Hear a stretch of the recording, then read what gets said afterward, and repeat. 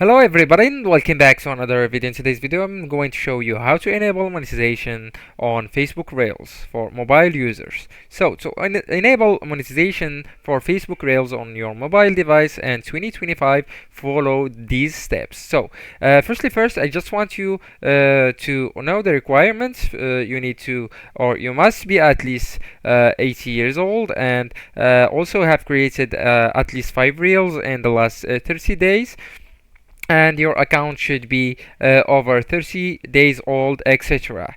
If you have these requirements, I don't have, go to into your profile on the top right corner, tap on it, and right here you can see the dashboard option here. So tap on it, and after that you will see different options. Look for content monetization, tap on it, and then they will send you, or it will appear to you too many things that's written. So read if you want, or just tap on get started. It will be appear to you right here, and then tap start.